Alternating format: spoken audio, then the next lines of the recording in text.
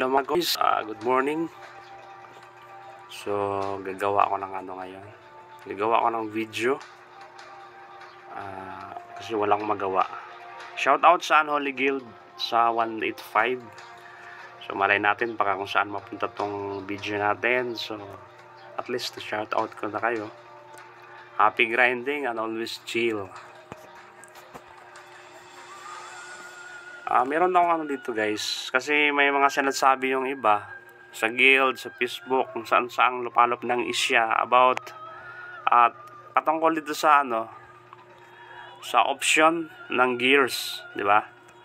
Na mas mataas daw yung bigay ng mathematically equation na option. Kagaya nitong fixed damage up plus level divided by 2. Okay, meron ako niyan. Tapos meron ding attack rate plus level divided by 5. So sabi nila, mas mataas daw yung bigay niyan at mas magiging masakit at effective yung karakter mo sa field pag ganyang mga option yung dinadagdag mo. So ngayon, i-prove natin. I-prove ko mismo sa sarili kong pamamaraan kung tama nga ba yung rumors na ganyan na mas mataas nga yung mathematical equation na option kaysa sa percentage. Okay, so tanggalin ko muna tong sword ko para mabilis tayo kasi kunti lang yung panahon ng video. Kung mahaba to, mapopost ko talaga to sa YouTube para mapanood ng gustong manood. So tingnan natin yung sword natin. Ang sword ko is attack bonus plus 2% and attack rate plus 10% equip. Ilan ang nadagdag? So nagdagdag siya ng 305k. Lupit nun 305k na dagdag. Paano nga naman nangyari yun? 305k yun Isang sword lang na may dalawang gears. Naka-record yun. Hindi, 11,100 lang. Yan ang nagdag Tapos, how about kung yung isang ilagay natin? Yung, saan ba yun? Ito. Attack rate plus level divided by 5 equip. So, plus 11,100 pa rin siya. Diba? Tanggalin natin. Plus 11,100 siya. Yung may 10% na attack rate. Pareho lang sila ng value. Plus 11,100 pa rin siya. Okay. So, pareho yung value ng battle points na nadagdag nila. Kahit anong sword pa siya. Kahit anong option pa siya. Basta dalawa lang. Kasi, ini-equal lang yan ng system. Tapos, ngayon, tingnan natin yung attack rate ko. Wala pa akong sword niyan Tingnan natin yung attack rate ko. Ano to? Binta na naman. Salamat sa bumili. Tapos tingnan natin sa Batforge dito sa stats sa speak. So yung attack rate ko for the meantime na wala akong suot na sword sa R7 is siya, lang yung attack rate ko, 25,109. Yan yung attack rate ko guys. So tutok natin. Attack speed yan. Kalukuhan. Attack rate 25,100 siya. 109 siya. Okay? So yun yung attack rate ko. Walang suot na sword.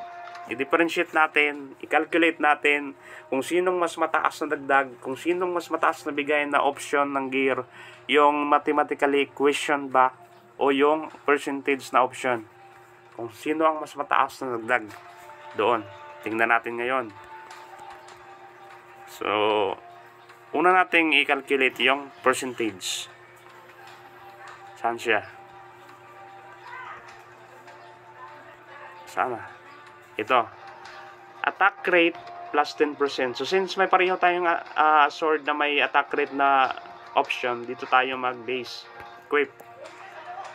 So, 25,109 yung attack rate ko, di ba? Kanina. Tingnan natin.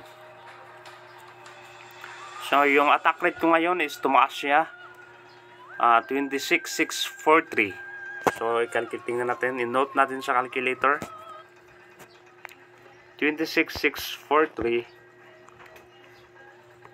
26,643 minus 25,109. So, ang nadagdag sa attack rate ko sa paglagay ko ng sword na mayroong option na 10% attack rate is equals to 1,534, which is wrong. Bakit wrong, guys? Kasi mali yung system dun 25,109 times 10%. O yan, kasi 10%, diba? So, ang calculation is 0.10. Para lumabas yung 10% plus 25,109. So, dapat yan yung ano ko. Dapat yan yung nagiging attack rate ko nung sinuot ko yung sword na mayroong option na 10% attack rate addition. So, mali siya dun minus 26,643. So, saan nagpunta yung 976 na attack rate? So, kung ano man ang nangyari doon, problema na ng system yun. Diba? Mali siya doon. Which is, mataas pa rin yun, yung 1.5 na attack rate. Mataas pa rin yun, yung additional na 1.5. Teka lang, mamamatay na yata to Tapos, ngayon naman, sunod natin i-kabit ay yung i-equip ay yung sword na mayroong attack rate na level divided by 5.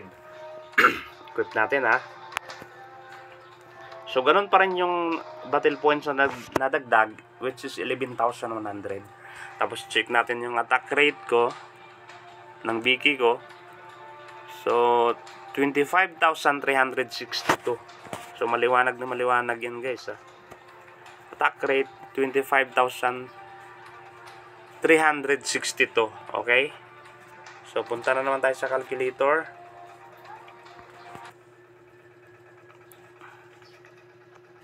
$25,362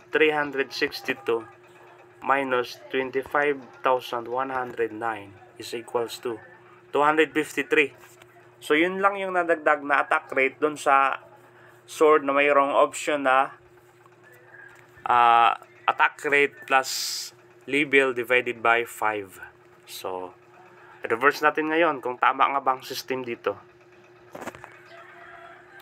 I-reverse natin yung equation. Since division siya, i-multiply natin siya into 5. Kasi yung dividend ng option is 5, di ba? Sabi pa nila, pag mataas yung dividend, mas mataas yung addition ng option. So, which is mali pa rin. Kasi pag i-reverse natin yung equation times 5, so magiging 1,265. Bale, yan yung level ko.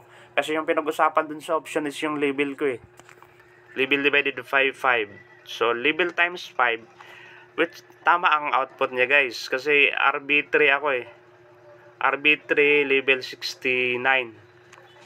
So, per burst is 400 times 3, 12 plus 65. Which is tama yung system doon. Hindi siya nagkamali doon. So, ang system ay nagkamali doon sa percentage. Hindi niya nabigay yung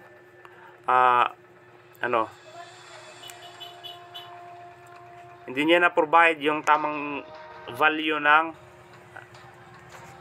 sino ba tong lumapit sa akin? Si Kites ba to? Si Kites pala. Hindi niya nabigay yung na-provide yung tamang value dapat dun sa 10% na addition ng attack rate. Ayan, guys.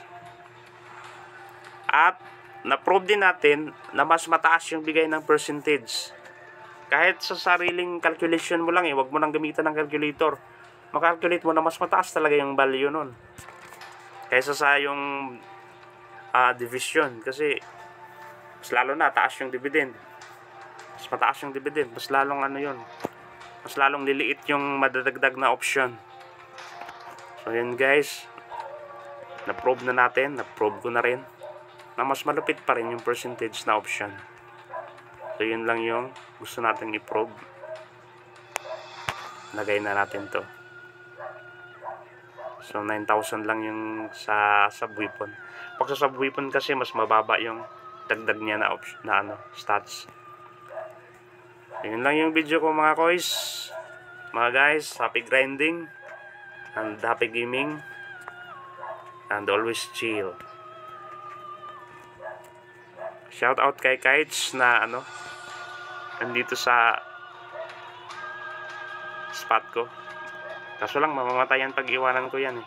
So dyan na lang ako tatambay para maalalayan ko din siya. So yun lang yung video ko guys mga koys. Salamat sa panonood. Kung manood man kayo, sana may natutunan kayong kaalaman dun sa ginawa kong walang kabuluhan, ngunit mayroong kahalagahan na video.